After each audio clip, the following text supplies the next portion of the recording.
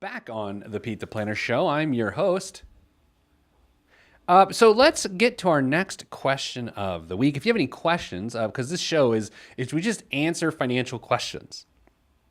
It's interesting if you're into things that are like this, right? Your pause was great. It was a pregnant pause. I told you about my pet Pause. my pet doula service. Like you have a pet and you want natural childbirth for your pet, and it's the service is called Pregnant Pause. What?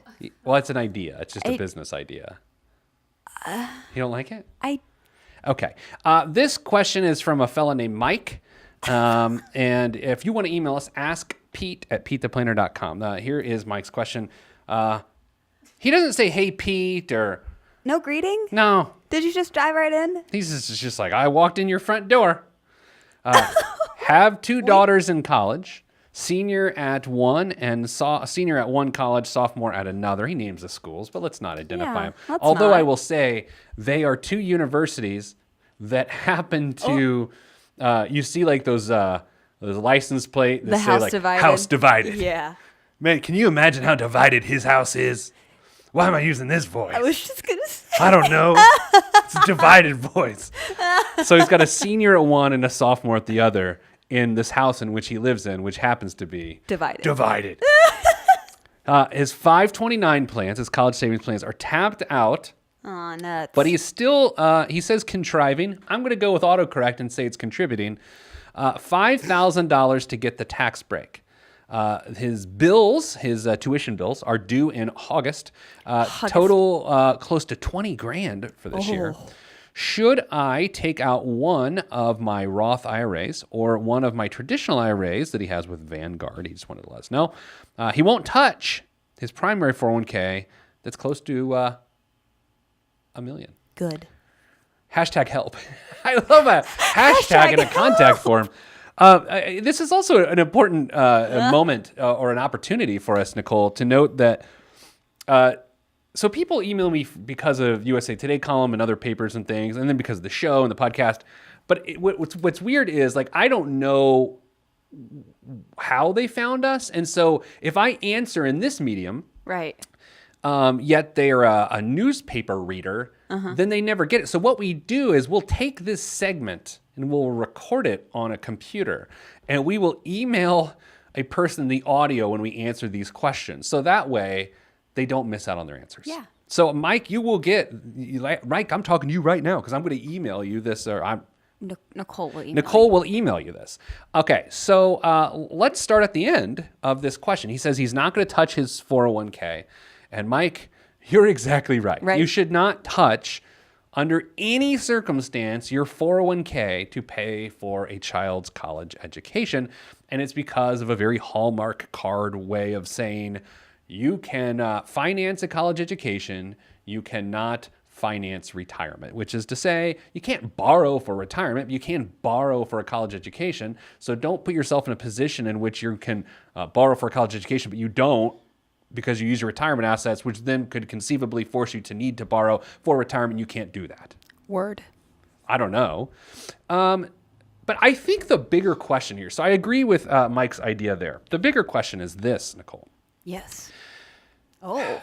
Should he, you like that deep breath? Yeah. So this is a really common situation. You have a family that looks like they did a pretty solid job saving for college. Yeah. I mean, his first daughter is already a senior, and they've just now tapped out their 529s. And what he does, because he lives in a state with the state tax credit, is he takes $5,000 of income a year.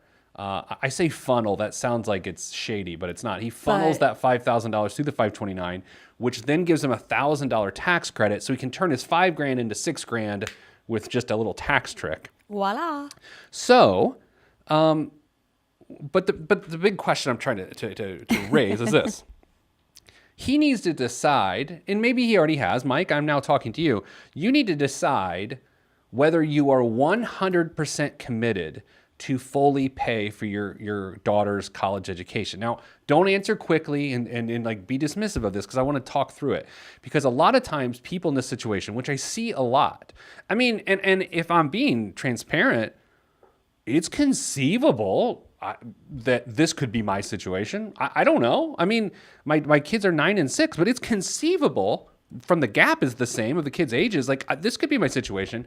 You need to decide, do you and should you, from a financial perspective, have the ability to take care of this problem by liquidating an IRA, a Roth, or a traditional? Like whether it's the Roth or traditional, we'll get to in a second.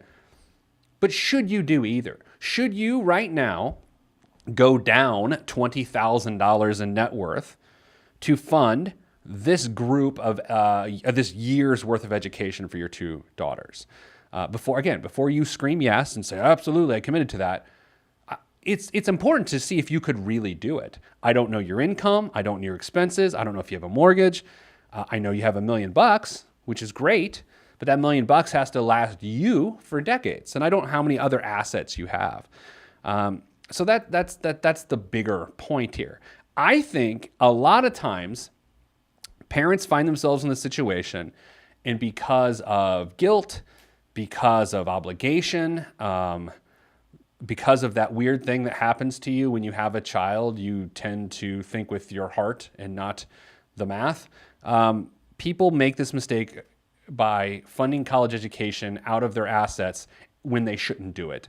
And instead, the better solution would be to allow the daughters to take on some semblance of student loan debt. Now, at one point in my career, I would say something like, well, it depends on the deal you made with them. I don't care about deals you made with children. No offense, honestly, no offense. I think it really has to go with you seriously looking at whether this is a good financial decision for you. Once you've said, yes, I have confirmed with some expert, don't have it be me, I'm not good, with some expert, then it becomes, do I use the traditional or the Roth? I would say you would use the traditional because the Roth is a more flexible instrument that you can hold for a longer period of time. At age 70 and a half, you're going to have to take money out of the IRA, and the traditional IRA, because of your required minimum distribution. Your Roth, you never have to take an RMD, a required minimum distribution. So from my perspective, that makes it a more flexible asset, a more attractive asset, and I would rather you have Roth assets than traditional assets, especially since you have $1 million American dollars in your 401k, which is a traditionally taxed asset. It's a traditional versus a Roth asset. Nicole, did you follow some of that? A little bit. Good.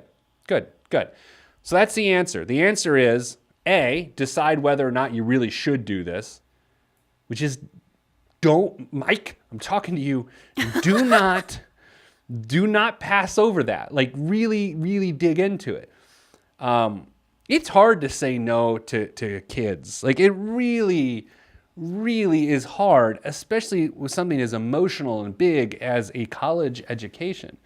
I think the best decisions and the toughest decisions a parent can make that actually makes it easier on them later is part of the discussion of where your kids should go to school, where they should go, and that being partially based on the cost of school. We had our good friend Phil Schuman, the director of financial literacy at Indiana University, on our podcast last week.